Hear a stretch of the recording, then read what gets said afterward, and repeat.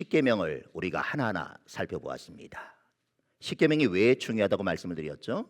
성경의 모든 말씀이 다 중요하지만 특별히 십계명이 중요한 이유는 모든 말씀들은 하나님께서 사람에게 성령의 감동을 주셔서 기록하게 하셨는데 이 십계명만큼은 하나님께서 직접 기록하셔서 우리에게 주신 말씀이다. 그렇기 때문에 모든 말씀이 다 중요하지만 십계명의 말씀은 그만큼 더 중요하다라고 말씀을 드렸죠. 자, 십계명을 이제 다 외우셨겠죠. 하나, 한 분이신 하나님만을 섬기자. 두 마음으로 우상을 만들지 말아라.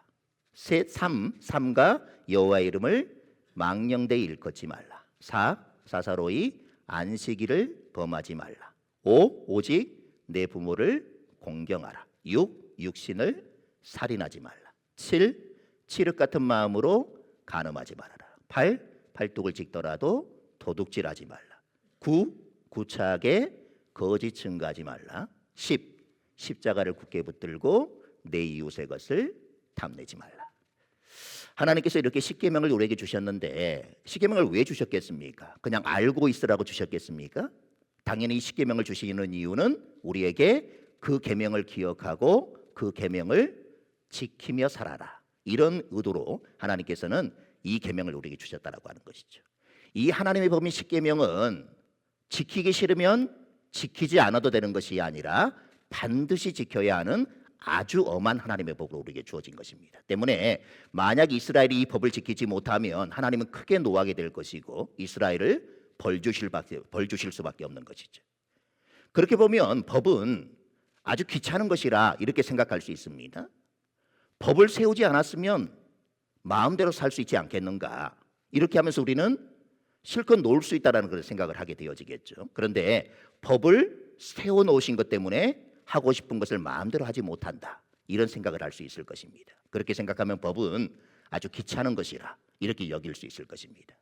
하지만 법이 없으면 우리가 우리 마음대로 할 것을 하나님께서는 너무나도 잘 아시기 때문에 법을 세워서 우리가 하고 싶은 대로 할 수 없도록 우리를 통제하시는 것이죠. 결국 우리를 위해서 법을 세우신 것이라고 하는 것입니다. 자, 그런데 문제가 있습니다. 하나님이 주신 계명을 우리가 완전히 지킬 수 있을까? 그게 바로 82문의 물어봅니다. 한번 읽어보겠습니다. 하나님의 계명을 완전히 지킬 수 있는 사람이 있는가? 답도 읽어볼까요? 타락한 후로 사람으로서는 이 땅에서 하나님의 계명을 완전히 지킬 수 없고 오히려 날마다 생각과 말과 행동으로서 그 명령을 범할 뿐입니다. 어떤 문제가 있냐면 하나님이 주신 십계명을 이스라엘이 지킬 수 없다라고 하는 것입니다. 다시 말해서 하나님은 이스라엘 사람이 전혀 지킬 수 없는 법으로 주신 것입니다. 이스라엘 사람들만이 아니라 세상 누구도 하나님의 법을 지킬 수 없다라고 하는 것이죠. 자, 그러고 보면 하나님은 참 이상한 분이시죠. 법을 주시려면 사람이 지킬 수 있는 법을 주시는 것이 당연한데 하나님은 왜 사람이 지킬 수 없는 법을 주시는 것일까? 만약 나라가 여러분께 지킬 수 없는 법을 만들어 가지고 여러분들에게 지키라고 명령한다. 여러분들 어떻겠습니까? 이것을 어떻게 지키겠냐고 아마 불평을 하면서 법을 바꾸어 달라고 얘기하지 않겠습니까? 그런데 이스라엘은 하나님의 법을 받았으면서도 왜 지킬 수도 없는 법을 주십니까?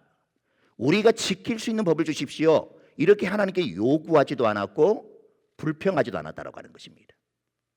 하나님의 법은 이 세상 그 누구도 다 지킬 수 없는데 하나님이 지킬 수 없는 법을 주셨음에도 이스라엘은 하나님께 항의하지 않았다라고 하는 것이죠. 왜 불평하지 않았을까요? 그 이유는 이스라엘은 자신들이 하나님의 법을 지킬 수 있다라고 생각했기 때문입니다. 그래서 하나님의 법을 잘 지켜서 하나님께 복을 받는 그런 사람들이 되고 싶어 했던 것입니다. 자, 그러면 이스라엘은 하나님의 법을 지키는데 성공했을까요? 실패했을까요? 당연히 실패했습니다. 그래서 이스라엘은 망하게 되어지고 다른 나라의 노예가 되는 그런 결과를 초래하게 된 것이죠. 자, 그렇다면 사람은 왜 하나님의 법을 지킬 수 없을까요? 아무리 어려운 법이라고 해도 노력하면 어느 정도 실천 가능성이 있는 것은 아닐까요? 하지만 하나님의 법은 인간이 아무리 노력하고 애를 써도 실천하고 지킬 수 없는 것이라고 하는 것입니다. 왜냐하면 인간은 태어날 때부터 그 마음이 죄로 오염되어 있기 때문에 그렇다고 하는 것이죠. 그래서 사람의 마음에는 더러운 것들로 가득합니다. 남을 미워하는 것도 더러운 것이고, 시기하는 것도 더러운 것이고, 욕심도 더러운 것인데 사람의 마음이 그런 것으로 가득 차 있다고 하는 것이죠. 우리 마음에도 그처럼 더러운 것들이 가득합니다.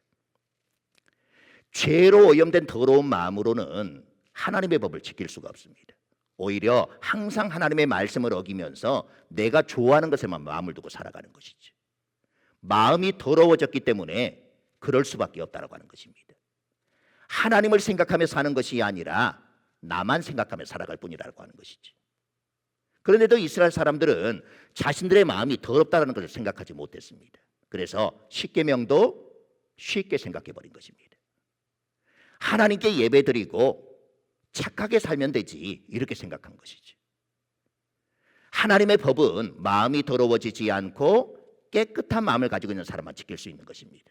그런데 말한 대로 세상에 그런 사람은 없다라고 하는 것이죠. 마음이 더럽지 않은 분이 오직 단 한 분 계시는데 바로 예수 그리스도밖에 없다고 하는 것입니다. 그래서 하나님의 법은 예수님만 지킬 수 있는 것입니다. 어떤 사람도 더러워진 자기 마음을 깨끗하게 할 수가 없습니다. 그래서 모든 사람을 가리켜 죄인이라고 부르는 것입니다. 그런데 하나님은 무엇 때문에 사람이 지킬 수도 없는 법을 주셨을까? 혹시 여러분 그 이유를 아십니까? 모든 사람은 마음이 더러워진 죄인인데 자기의 죄를 모른다라는 것에 힌트가 있습니다. 하나님은 사람들이 하나님의 법을 통해서 자신의 마음이 더러운 죄인이라는 것을 알기를 원하셨다라고 하는 것이죠. 자신이 죄인이라는 것을 아는 것이 왜 중요하냐? 죄인임을 알아야지만이 죄인을 구원하게 오신 예수 그리스도를 마음에 둘 수 있기 때문에 그런 것입니다. 예수님은 이렇게 말씀을 하십니다. 마가복음 2장 17절을 읽어보겠습니다. 예수께서 들으시고 그들에게 이르시되 건강한 자에게는 의사가 쓸데없고 병든 자에게라야 쓸데있느니라. 나는 의인을 부르러 온 것이 아니요 죄인을 부르러 왔노라 하시니라. 의인이 아니라 죄인을 부르러 오셨다고 말씀합니다. 왜 하필이면 죄인을 부르러 오셨을까요? 이왕이면 의인, 다시 말해서 착한 사람을 위해 오시고 그들을 구원하는 것이 옳지 않겠습니까? 하지만 하나님의 생각은 달랐다라고 하는 것입니다. 세상 사람들은 저마다 나는 착하게 산다 이렇게 말하지만 하나님이 보시기에 모두가 다 마음이 더러운 악한 사람들 뿐이고 선한 사람은 하나도 없더라는 것입니다.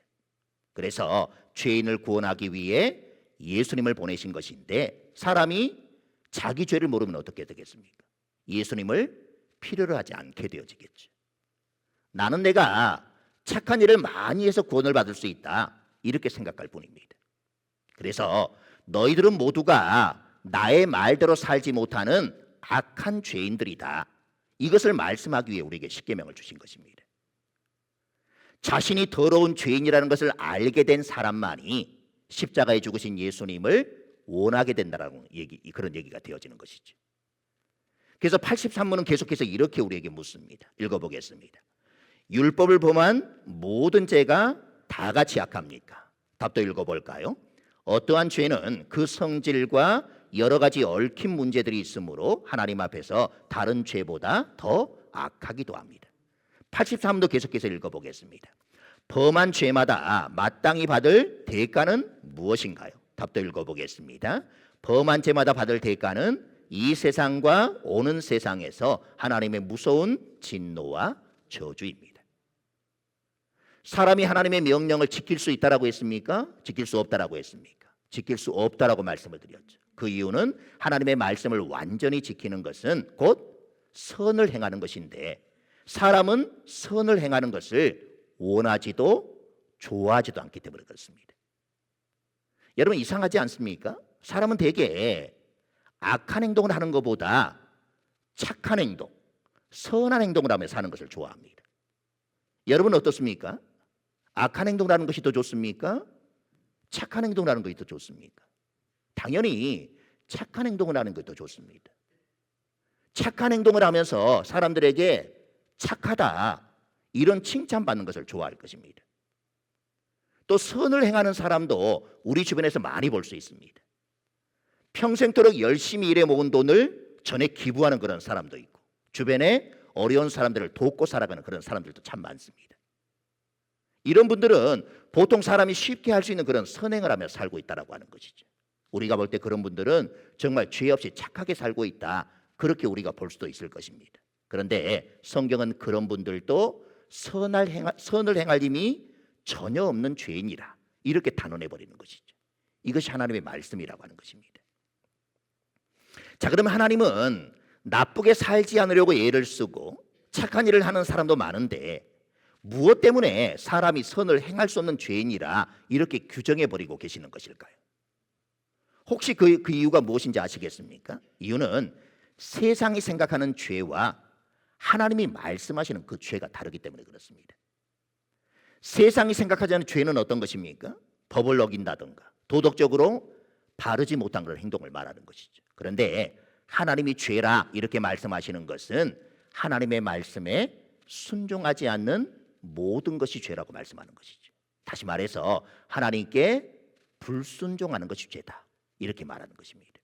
그렇기 때문에 사람이 아무리 나쁜 행동을 하지 않고 착한 일을 많이 했다고 해도 하나님의 말씀에 불순종한다고 하면 하나님이 보실 때는 지옥 가야 할 죄일 뿐이라고 사실입니다.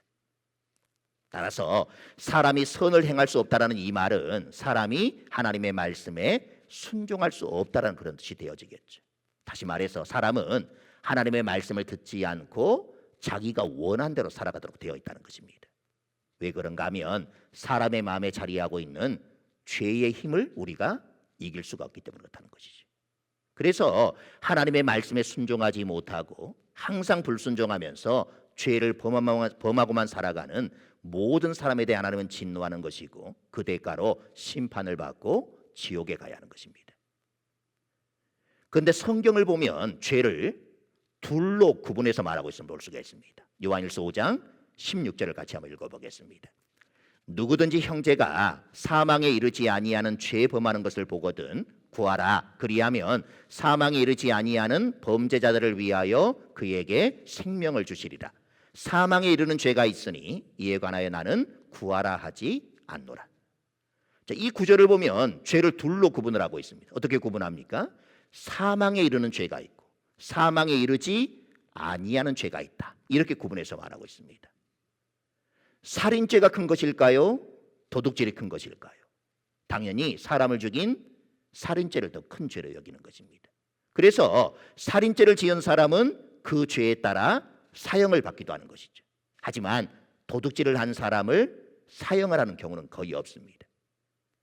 이처럼 하나님께도 용서되는 죄가 있는 반면에 도무지 용서할 수 없는 죄가 있다고 하는 것입니다. 사망에 이르지 아니하는 죄가 용서되는 죄고 사망에 이르는 죄가 용서되지 않는 그런 죄입니다.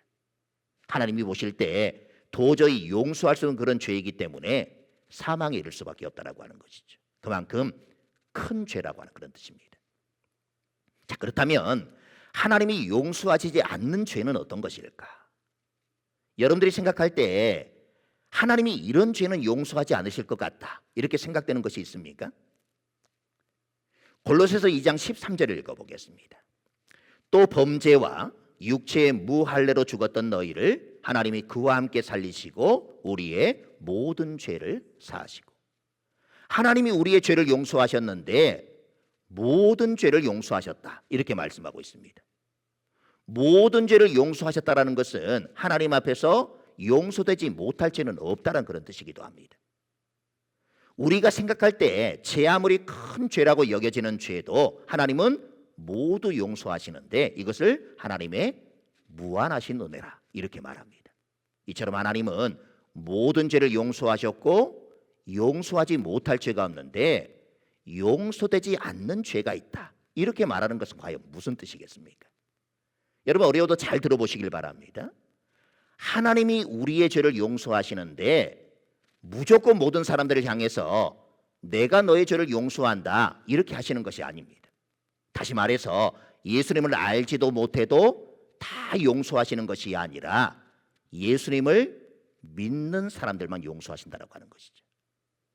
예수님이 나의 죄를 대신해서 십자가에 못 박혀 죽으시면서 흘리신 그 피가 나의 죄를 덮어서 내가 용서를 받습니다. 이 사실을 믿는 사람들이 하나님의 용서를 받을 수 있다라고 하는 것입니다. 우리의 죄가 용서가 되는 것이 무엇 때문이라고 했습니까? 우리가 교회를 잘 다니고 착한 일을 했기 때문이 아니라 예수님이 우리 죄를 대신해서 십자가에 죽으셨기 때문이라 이렇게 말씀을 드렸습니다. 이처럼 하나님은 우리의 죄를 용서해 주시고 천국에 들어가기 위해 예수님을 보내신 것이죠. 이것을 하나님의 은혜라, 사랑이라 이렇게 말하는 것입니다. 그런데 만약 하나님의 용서를 받았다고 하는 사람이 나는 내가 교회를 잘 다니고 매일 착한 일도 하고 기도도 하고 성경도 많이 읽어서 죄의 용서를 받고 천국에 가게 되었습니다. 이렇게 말한다면 어떻겠습니까? 아이가 부모님의 보살핌을 받고 자라갑니다. 아이의 힘으로 하는 것은 아무것도 없고 부모님의 은혜와 사랑으로 자라가는 것입니다. 그런데 조금 커가지고 나는 내 힘으로 이만큼 컸습니다. 이렇게 말한다면 부모님의 심정이 어떻겠습니까? 마찬가지로 하나님은 사랑하는 독생자 예수님을 우리에게 보내셔서 십자가에 죽게 하시고 우리의 모든 죄를 용서해 주셨고 천국에 가게 하셨는데 우리가 내가 교회를 잘 다녀서 착한 일을 하고 신앙생활을 잘해서 이렇게 자랑한다면 그것은 하나님의 은혜와 사랑을 무시하는 것이 되어지기 때문에 하나님은 화를 내시게 되어지는 것이죠.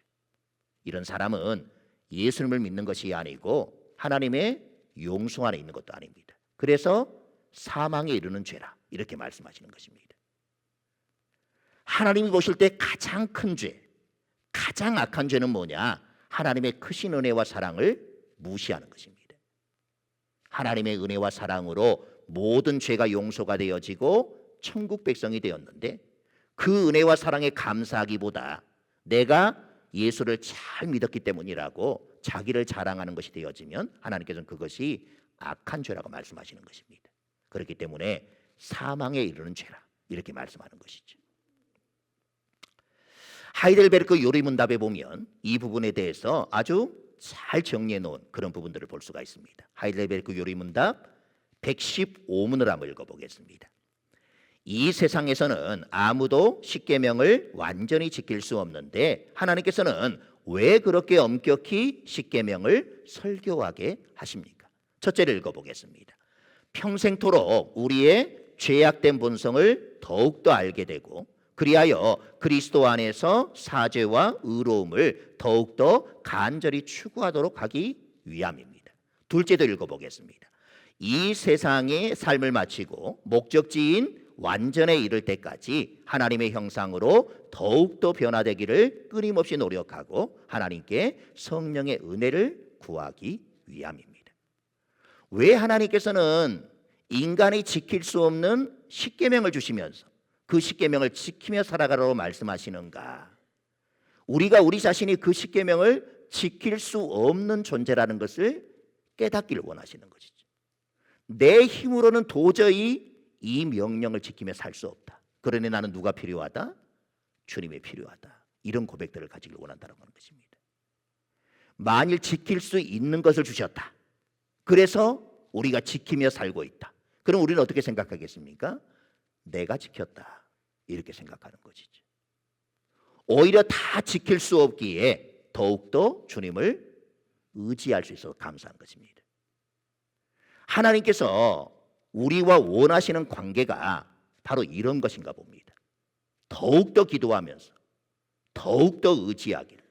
그래서 주께서 주신 모든 것에 감사하며 살기를 구하며 겸손히 십계명을 따르는 그런 삶을 살기 위해 노력하는 그 모습.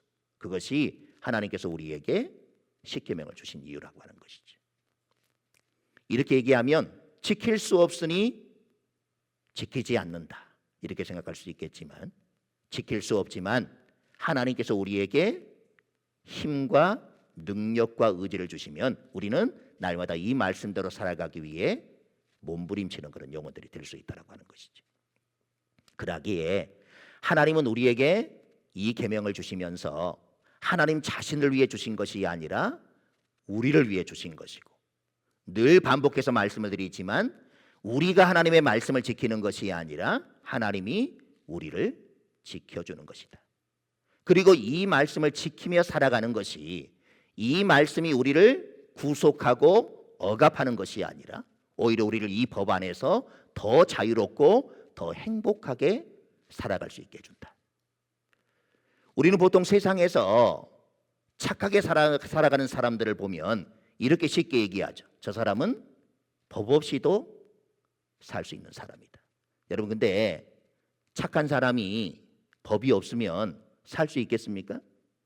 그런 사람은 도저히 이런 세상 속에서 살아남지 못할 것입니다. 오히려 법이 있기 때문에 그 착한 사람이 착하게 계속해서 살아갈 수 있게 되어지는 것이죠. 우리도 마찬가지입니다.